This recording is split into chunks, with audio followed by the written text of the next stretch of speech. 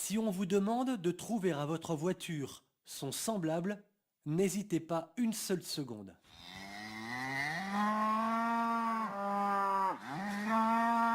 Une vache laitière, bien sûr. La voiture, c'est incontestablement la vache à lait de tous les gouvernements qui se succèdent depuis au moins 40 ans. Mais, beaucoup plus grave, la voiture est surtout en train de devenir un des outils du mondialisme totalitaire. C'est ce que nous allons voir dans ce reportage. Mai 2018, un nouveau printemps de mauvaises odeurs pour l'automobiliste. Pourquoi? Tout simplement parce qu'il va être une nouvelle fois davantage ponctionné. Depuis 1992, vous vous êtes habitué à passer votre véhicule au contrôle technique tous les 2 ou 3 ans selon le type de voiture. À partir du 20 mai, le nombre de points de contrôle qui était au départ de 116 puis de 123 va désormais passer à 132. 9 de plus? Une broutille, me direz-vous.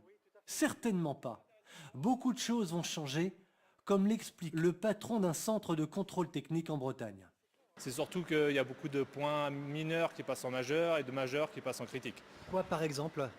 Tout ce qui est voyant airbag, voyant ABS, commande rétroviseur qui ne marche pas, lave-glace qui ne marche pas, là ça sera sujet à contre-visite. Alors qu'avant, on savait qu'il y avait un défaut, mais ça pouvait rouler. Alors que maintenant, il faudra faire les réparations. Le lave-glace, maintenant, c'est juste mineur s'il ne marche pas. Et à partir du 20 mai, s'il ne marche pas du tout, ça sera contre-visite. Il faudra le réparer pour que ça passe derrière. Réparation obligatoire donc, et puis après, retour à nouveau. À nouveau au contrôle technique pour faire la contre-visite. Et repaiement évidemment. Oui, forcément, ouais, repayer la contre-visite. Payer un contrôle, payer la contre-visite. Payer un contrôle, payer la contre-visite, cela peut vite s'avérer très très cher. Il sera interdit d'utiliser votre véhicule si un défaut critique est identifié par un contrôle technique. Obligation vous sera faite alors de transporter votre véhicule sur une dépanneuse pour être réparé dans un garage. Ensuite, vous aurez 2 mois pour réaliser la réparation. Si vous utilisez ce véhicule non réparé, si vous vous faites contrôler, ce sera alors 135 € d'amende. Rien que cela. Voilà résumer les choses en un seul graphique.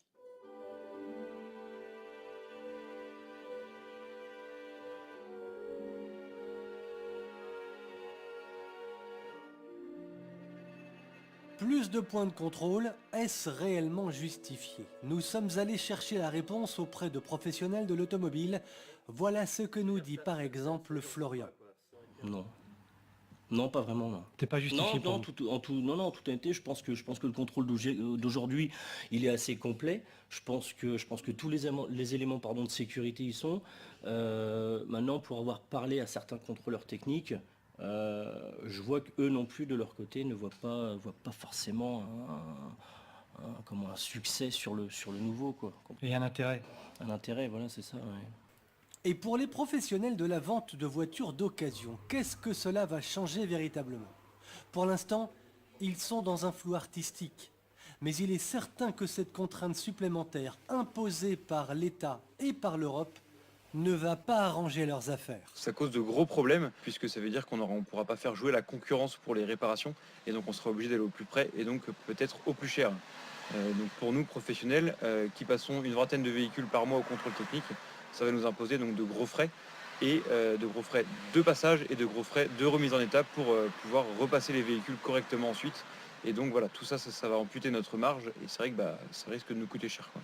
Est-ce que ça veut dire aussi à terme moins de véhicules à vendre? Ça, on n'a pas encore les données, mais ce qui est sûr, c'est que si on passe beaucoup de temps à gérer les contrôles techniques qui sont du coup plus durs, on ne pourra malheureusement pas vendre autant de véhicules. Et donc voilà, on aura forcément moins de chiffre d'affaires dans l'année et donc moins de bénéfices.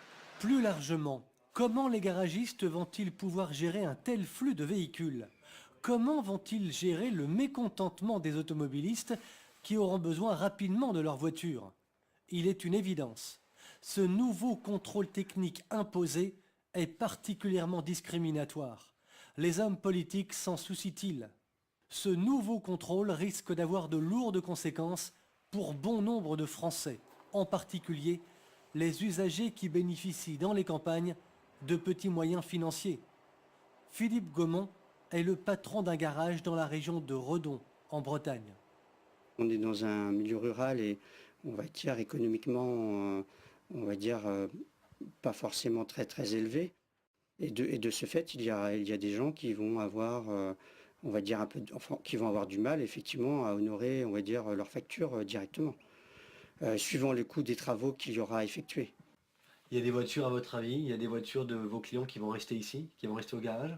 Comment vous voyez ça? Je pense qu'il y a des voitures qui ne seront pas réparées, car on va dire le coût dépassera des fois le prix de la voiture. Donc ça veut dire des clients qui peuvent se retrouver sans véhicule du jour au lendemain, c'est ça que ça veut dire? Absolument, il y a des gens qui vont être, on va dire, qui vont se retrouver, on va dire, dans la panade, sans véhicule. Vous pensez que c'est une histoire d'argent encore ou pas? Je pense que là-dessous, il y a forcément une histoire d'argent, effectivement. On va dire de faire relancer l'économie en vouloir remplacer les véhicules, quoi, tout simplement. Hein. Ce n'est pas la France, mais une fois encore Bruxelles qui est à l'origine de cette nouvelle contrainte qui date en fait de 2014. Au-dessus de Bruxelles, il s'agit pour les mondialistes de faire baisser l'utilisation de la voiture. La décroissance est en effet un des objectifs mondialistes, véhiculés d'ailleurs par l'écologie. Au passage, on en profite, bien entendu, pour appauvrir la population en la chargeant de nouvelles contraintes financières. Une histoire d'argent, c'est incontestable.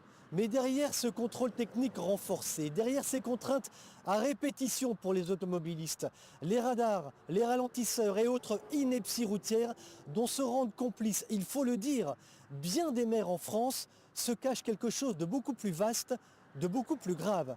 Il s'agit très clairement de mesures totalitaires visant à mettre la population au pas du mondialisme et donc à restreindre chaque jour davantage les libertés individuelles.